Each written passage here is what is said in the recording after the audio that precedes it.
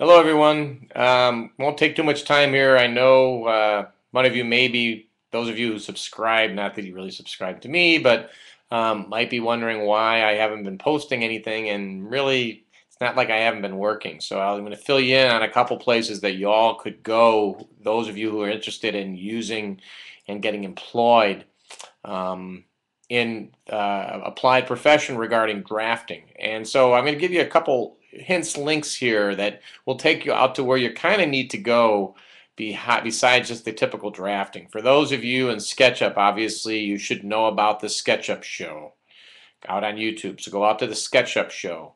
I also have been spending a lot of times on Mathematica and Wolfram Alpha and linking, if you would, for the links that put these things together. And you're going to see that those links are just some basic formulaic syntax that as you discuss what's going on in a drawing in terms of planes, if you would, and lines on a plane and projections from a plane, that's also basically math speak. So going out and looking a little bit about Mathematica and the Mathematica forms for Wolfram Alpha, and then tying them into something called Ruby.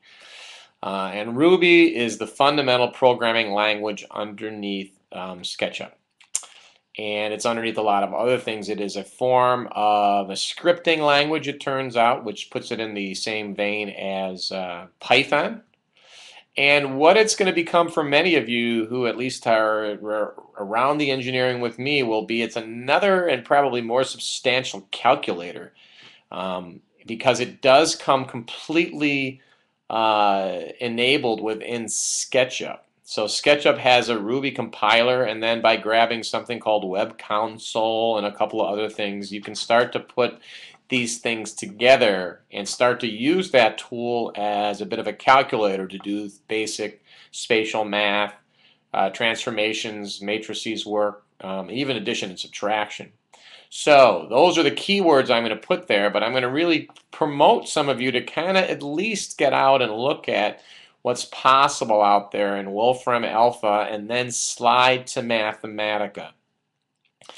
If anyone who realizes, depending on which class you have, there's usually a $50 to $100 book in the class, and those information in those books can often be gotten through sharing a book or something like that. $40 to get Mathematica for a semester for a year would be a good placement of that money. And once again, we'll be sharing in my classes. You're going to have access to it, even if it's one or two seats on some of your laptops, because it is a tool that does tie in. The syntax turns out to be the exact same within reason, same order as the basic math syntax that some of you should already have seen. So mostly what I'm doing here is I am attempting to push out on YouTube on my Apple, my laptop, which is not on my lap, it's usually on the couch. Push out some of this just to see how the sound as I speak quickly captures as well as the video. Hope you're having a great summer. Summer is a third done for many of us. Sad to think. And for many of us, it's about the same in terms of an academic summer. The first hay harvest has been harvested, and so we get 3 harvests in this state, and that means summer's a third done. Warm weather's coming up at solar noon on June 21st. The sun will be at our latitude plus 23.5 degrees.